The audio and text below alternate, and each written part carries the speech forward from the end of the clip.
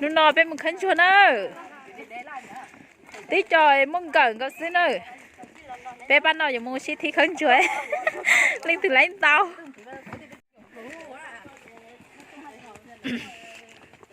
Tông là tỷ chế bé chế lấy mình tông phải nhỏ xí đó.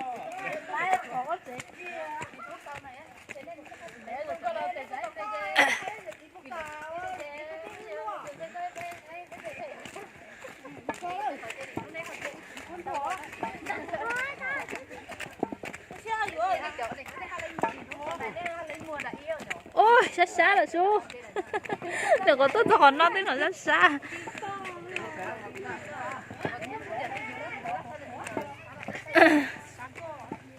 Thôi. To sẵn hỏ. Xa xa. Dạ mất con mẹ rồi. Này mất chưa? Cái chưa. Khởi còn lên tao nữa. Chết.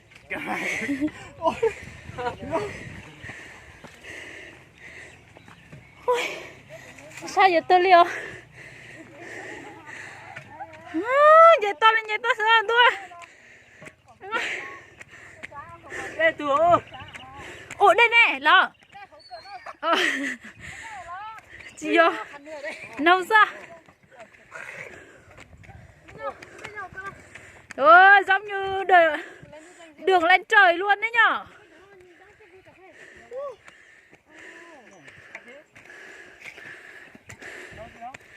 Cà phê là cái gì ấy nhở?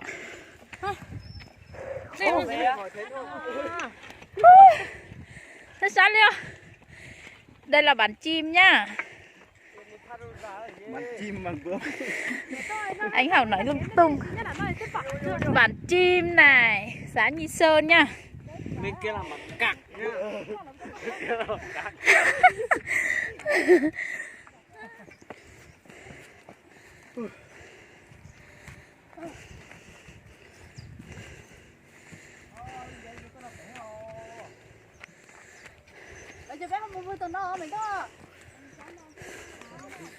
Rồi. Thế thì giờ Tết nó cho rồi. Đã lâu lâu luôn nè. Thôi.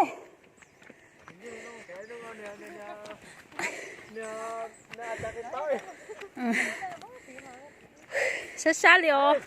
Ôi.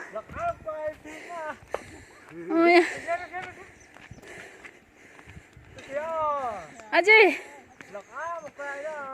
Ôi. Nè chỉ trông thấy là cả quái nè.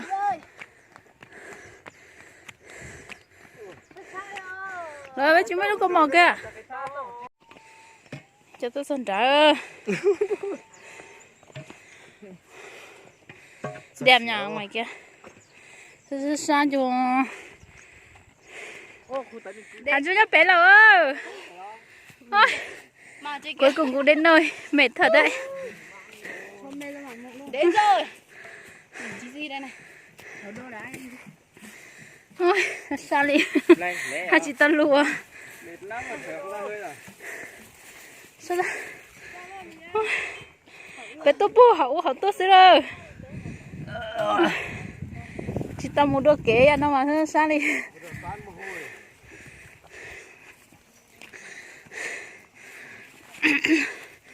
Nên sao còn có một cái đúng không? Của dân chơi của hắn trai á. Ít linh cho nó đi đợi đầu tư. Của hắn trai á. Ô, chào bạn nó chỉ có tao nhỏ chứ không biết trốn xe. Hắn chưa bé nữa. Xin chào tất cả mọi người nhá. Đây là vườn măng này. Rộng lắm, mênh mông luôn. Đây mới chỉ là một tí của cái vườn măng. Ơi, mệt quá đi. Không thở nổi luôn. Ôi, anh thử để Tết nói ra. Lo luôn đi.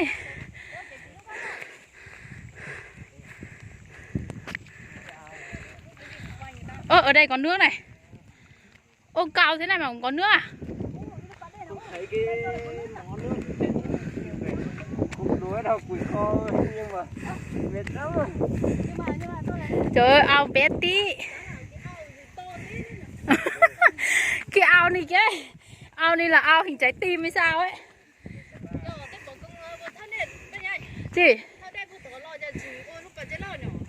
Thật đấy. Lơ, ô lúc này nhoi hả tìa? Nên nó ngó tê tê rồi nó xưa. Rồi chẳng kinh á. Đá lịt đá lo xưa. Quần rồi sao vào cái quần chật. Hết quần rồi. Toàn quần đi làm thôi. Không có quần đi đầu măng.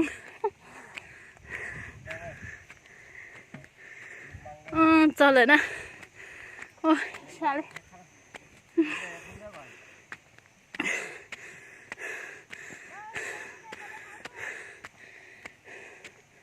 Ở đây cũng có một cái ao này. Ôi, cạn hết.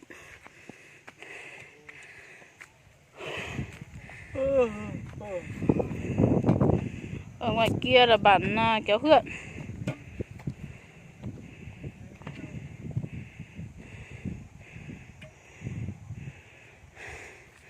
Thật sự.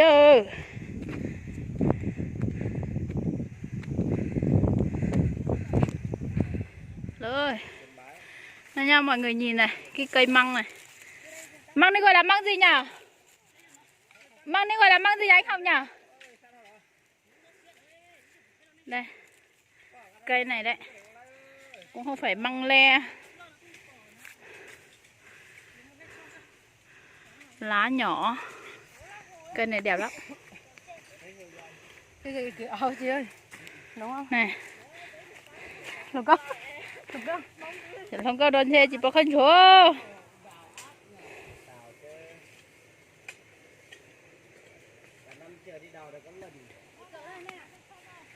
Quan trọng là vui thôi nhở. Măng thì đầy ở chợ. Thôi, uống nước rồi, tắt Này. nghiệp thôi. Không mà整khâu hình trăm bộ trò rồi chứ. Này. Ôi rồi. Ăn sáng xong lên đến đây bây giờ cũng thấy đói rồi. Có một cây à? Ui. Ai đưa rồi? To của tôi. Chơi. Họ riêng chưa đó. Trời ạ. Là mình cứ tưởng là nó gì của tôi chỉ bòn thôi đấy ba. Tôi bỏ cái gì mình kìa. Không cao. Ê giờ khởi cả xuống nó bù lánh chưa? Lại nha. Ê này tôi khởi này. Như khởi đi có thật tự đầu. Đã lao chơi thiết lái không đó? Đừng có cả đâu. Chẳng không có nó rồi lao xe trong cái hả? Nhà khó lo kê xem nó xe. Ôi chà bỏ ơi. Một xe khởi nào, xe đó nào. Dọn chết không? Sao nói cho bọn chết hả?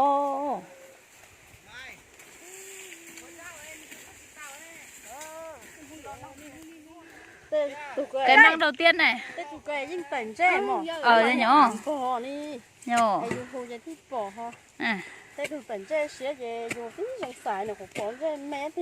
Nhỏ cho nên cái khởi nhỏ. Thơ tùn cho nó nhỏ gái của bạn nha.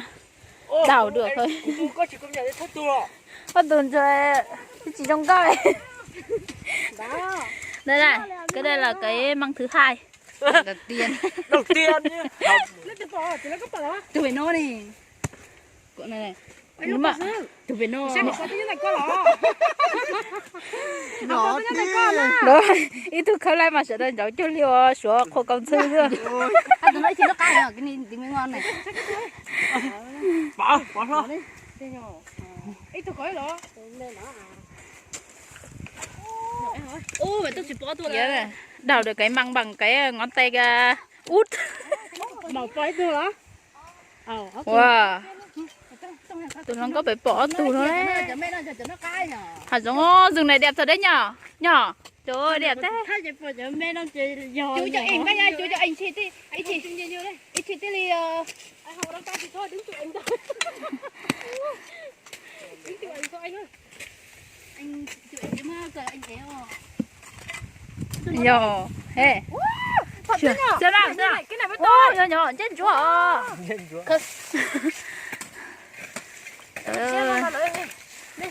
Tôi cho nắng thôi mà. Vừa thôi tí này. Bé tôi đi à? Tôi nói. Ôi, 3 cây một lúc luôn. Ồ, đừng có cây nhỏ. Tham dẫn cho nó là cho lo hả nhỏ? Em khỏi tiền đi mua cho lo. Nó bắt tông của nó to. Tụi miền lòng câu là bọn cho hành ơi. Cho nó cho nín mông mông. Một cân cho mà là tiếng mông mông. Cái băng đầu tiên bản thân được Quốc thấy. Lấy từ kìa. Vô của giờ tụ đầu tiên lá. Kìa anh ra khai anh ra. Khai. Có không? Cho tôi tận nó đó, tụi nó chỉ tao lấy á, chạy bé dưới danh là chắc đồ này thua rồi, giờ tối nấu cơm thôi. Đuổi bên này chắc tối phải nấu cơm thôi. Em chồng có đây bé con tê. Tôi cho nhau kêu. Lo nhỏ. Chú anh ơi, chị đàn nó xuống đấy tim. Nhiều phải. Trái nó bé tuổi cho nó nói mà thôi, giờ trái nó nói của trái Nó 23 tháng 2 rồi nhở. Cha sao như thế à? Lo hãy ơ.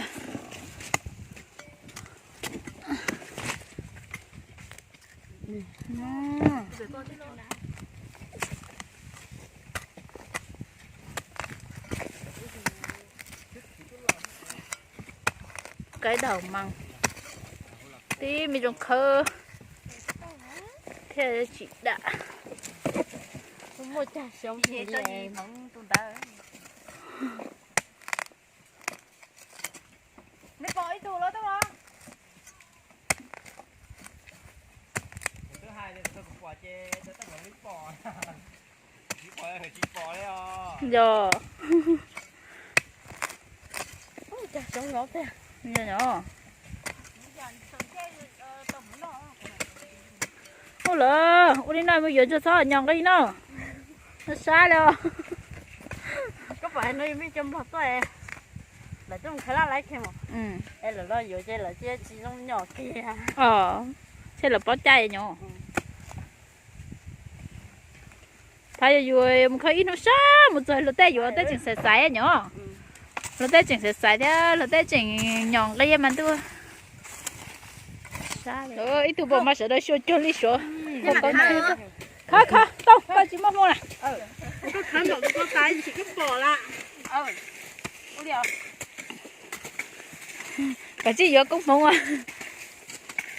Ôi ơi tao bên nó tiêu nhỏ. nè nhờ đó Có muốn cho tiêu. đó Sẽ lo tôi. đó đâu Nè. nhỏ Lấy lá tỏi giống tao.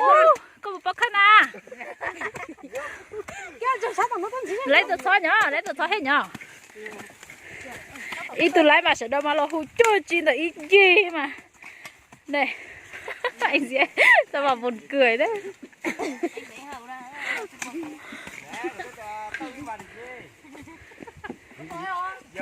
Wow.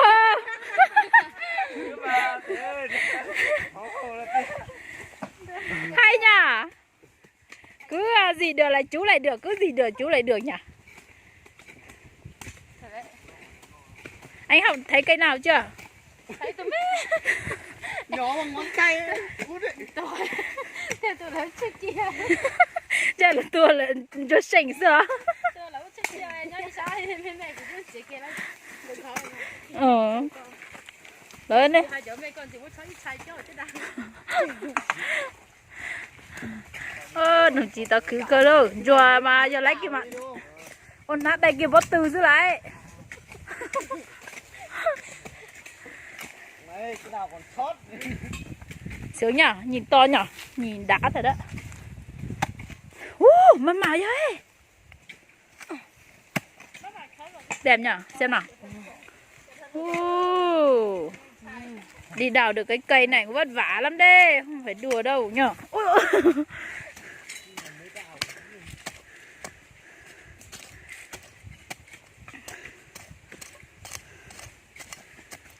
ừ hai đứa chuẩn thì cho tôi khấn chuẩn à ê chuẩn rồi chạy thôi nhỏ cái á sai đấy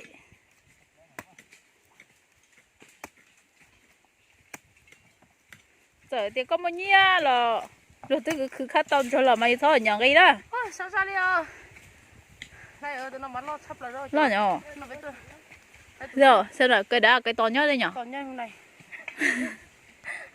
còn nhau hôm nay rồi anh ơi bóng cho tôi lấy đủ đi cái măng siêu nhỏ siêu siêu nhỏ chứ không phải là siêu nhỏ nữa mà đây là siêu siêu siêu nhỏ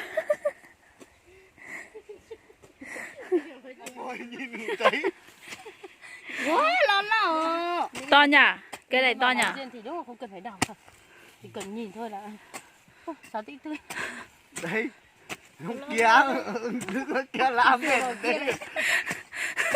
ê kia có sợ có anh kia có sợ thì có chứ không rồi nhà nó tí phanh tao này này trời ơi to nhá to đừng có vội nhá đừng có vội nhá xa luôn rồi đây đây bây giờ tí phanh gì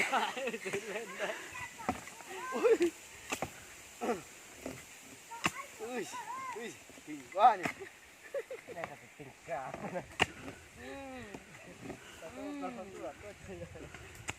thế sẽ mò cứ giật được đi sẽ sướng nhỉ đào hơi mệt nhưng mà thấy thì vui lắm chừng chắc chừng ble theo nó sẽ cho một cái tệ cho nó cuốn sao đúng rồi nhỉ luôn nó thêm đi rồi lát tỏi tao ấy mà thêm rồi tỏi đan rồi tỏi chỉ tỏi rồi chỉ lửa nhở là tạo tạo cha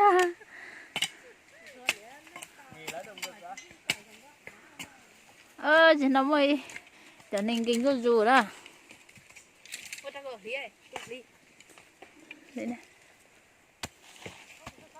nì của chị tin nó à không tin nó à còn tôi chết thơ à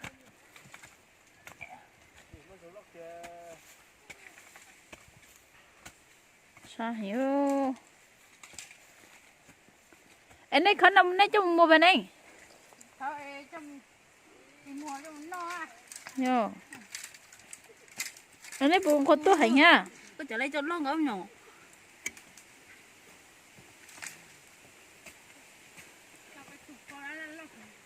tí dân cho nó lo sơ tôi chỉ khắc khắc sát ta liò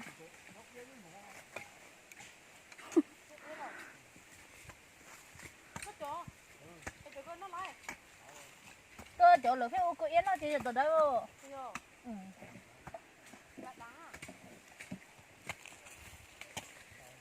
tôi nấu canh đắng nhỉ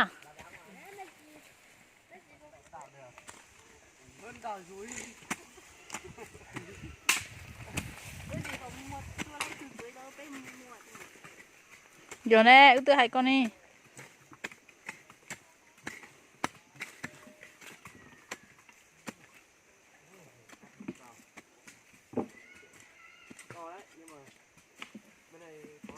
cái này là cho lia lò leo lên tụt cỏ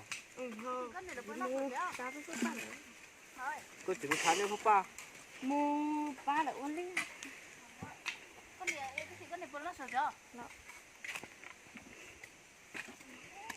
ê lội đây mà thế giờ không khấn chùa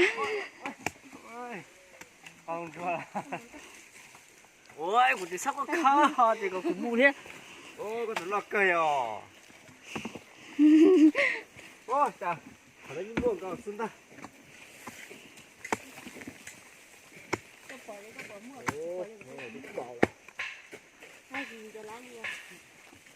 mà có nhớ sao tao có con chạy hết lá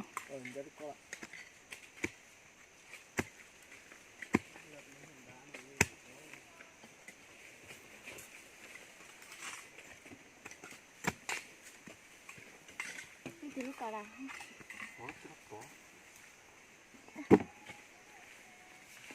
bé lúc cỡ nó chỉ tao mới lúc bù cái gì nữa ôi từ tù nhau hảo chứ rồi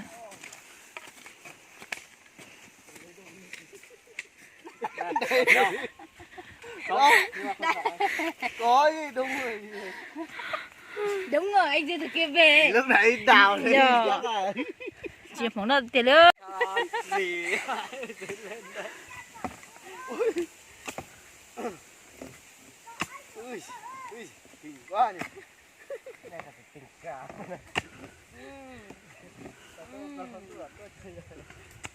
thế sẽ mò cứ giật được đi thế. Sướng nhở? Đào hơi mệt nhưng mà thấy thì vui lắm. Chừng chắc chừng ble theo. Nó sẽ cho một cái cho nó mua rau. Đúng rồi nhở? Nó trong lỡ nó sẽ nó chơi tứ cho. Ta su lỡ. Cũng sẽ xếp lại cũng muốn chỉ tao cũng muốn chỉ mua lỡ là một lá. Nó chạy bên tiếng nó chạy ta bên mà tua thì chi. Cho nó sát thâu chừng hành trao tê theo.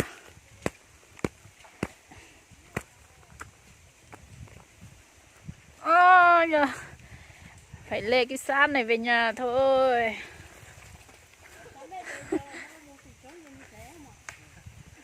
Đùa cố gắng khám minh chiều cũng là hay nên ta sợ chỉ có cả.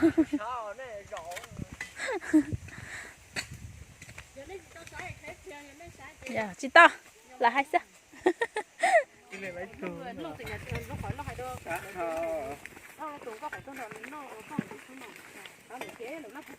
Nó súng mồi cái này nhá. Cô lấy như tu. Một khơi.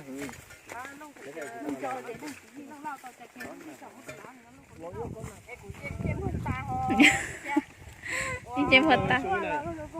Mua sát tử. Này một khăn chua lo này một lán chua. Ê cha ta đó rồi. Bộ ta tới không có trong kho này. Khăn rồi ấy rất vui. Ô hệ thì nhà đây một lán tao.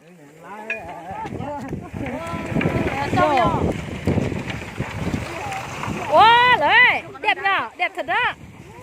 Anh nhớ kìa cô chú anh. Ôi đẹp thế rồi. Dừng một lát để selfie. Nếu bé một khăn chùa chỉ là sao lên nó lại xin mà xin chi đùa dính để sẽ đợi trao lời ra nữa mà.